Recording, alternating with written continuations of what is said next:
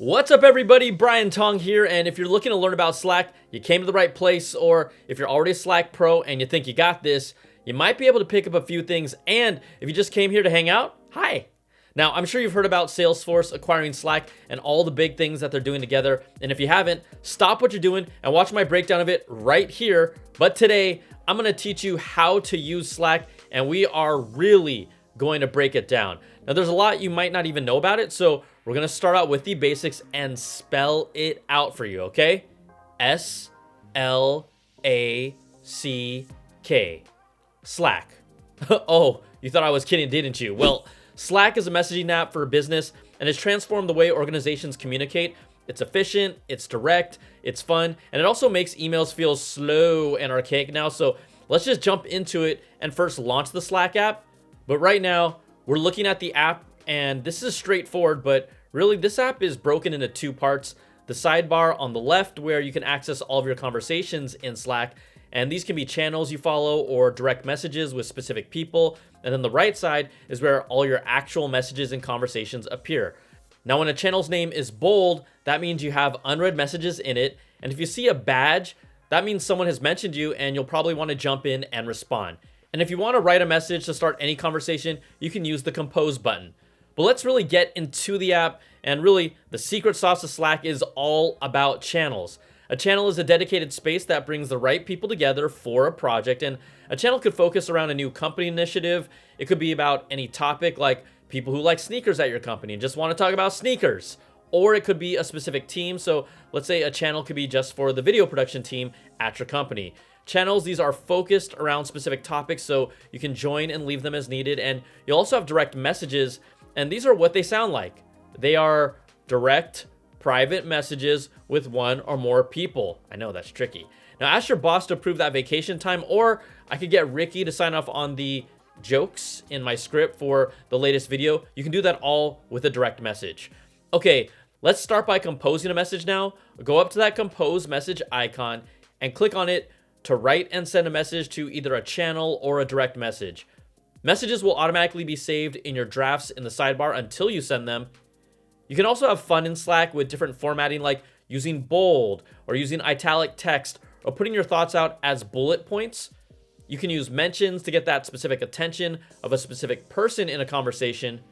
You can also drag and drop files directly into a conversation to share more information, or attach them the hard way by navigating through your computer and going to files and folders. Hey, that's your choice. And if you post a message that you don't like, you can go back and correct typos or mistakes after you've sent it, or even just delete it if you need to start over. Now, notifications here act a little differently. When you see one in the sidebar, it means someone has mentioned you and needs your attention. And if there's any new activity in a channel or direct message, the name appears in bold in the sidebar to let you know. So mama, did all that make sense so far? If not, just rewind and watch that whole first part again. Okay, now let's level up some, and I know we mentioned in the beginning of this video, what makes Slack unique is its channels. So let's just get the most out of them. And if you're new here, you need to know everything you can about channels. You might get invited to be in one, but once you're part of a channel, you can click on the actual name of it in the sidebar to see details about it. Who's in it, the channel topic and description, and any files or attachments that have been added to it. The key thing about a channel is that it's a dedicated space to add messages and add files with multiple people that are related to this topic, project, or team. And then you can also scroll up to check out its entire history every time you open one, or just join one as a new member for the first time. So now let's actually create a channel. This is straightforward, and when I hover over the word channels on the sidebar, I will see the plus sign, and that will allow me to add channels. Now, when I click on it, I can either browse channels available or create a new one. Now, I'm gonna create a new one and call it MCU. That stands for Marvel Cinematic Universe, because who doesn't want to talk about the latest Marvel movie or Disney Plus show constantly? Oh, you don't? Well, I do. And you can add a description here. You can make it private if you only want it to be invitation only because you think you're really cool. Now, I'm gonna create it, and at that point, you can add names of people from your company or invite people via email to be part of the channel. Once people have joined, it's gonna take on a life of its own because it's Slack. And let's be honest, if you're part of a channel, you wanna have fun with it, so you can always access the entire collection of emojis. And use them anytime to have some fun in the conversation. All right, let's get to more basics in Slack. There's a whole lot more you do in the navigation bar at the top of the Slack app. Now, above the sidebar on the top left, you're gonna see two arrows that are called history icons. Think of these arrows as like a web browser when you go back and forth between pages, except in Slack, when you click on them, it will go back and forth through your history of what you did.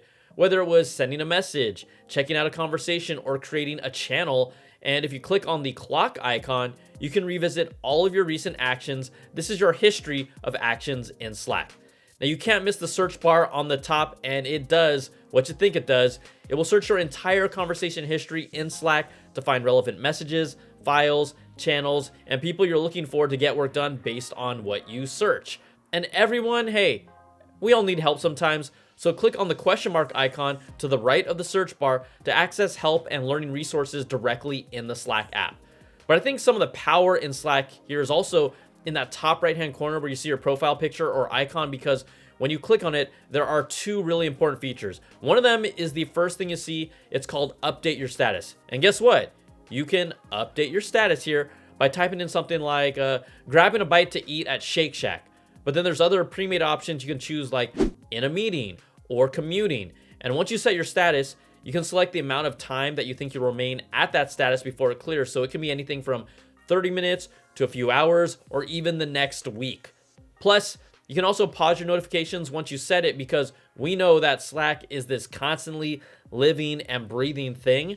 And if you've connected your Google Calendar and other apps to Slack, it will automatically change your status if you have a scheduled meeting. So it can do all the work for you too. Now, let's get back to that profile image. When you click on it, you'll also see the option to pause notifications. I said Slack is a living and breathing thing, and sometimes notifications are just overwhelming. Even if you are available, you have the ability to pause them for a certain amount of time, or even create a notification schedule for the hours you choose. So really, you got to just start digging into Slack and figure out what works best for you. It's not too complicated, but you also have to use it to master it. And then once you do, you might not want to use email ever again. Now, you can also check out the Slack playlist on Salesforce Plus to learn more in even greater detail if you click right over here. So there you go. A little 101 from yours truly on how to use Slack. And if you learned something or you like what you see, hey, subscribe to this channel and turn on the notifications to get the latest videos when they drop. But until next time, see ya.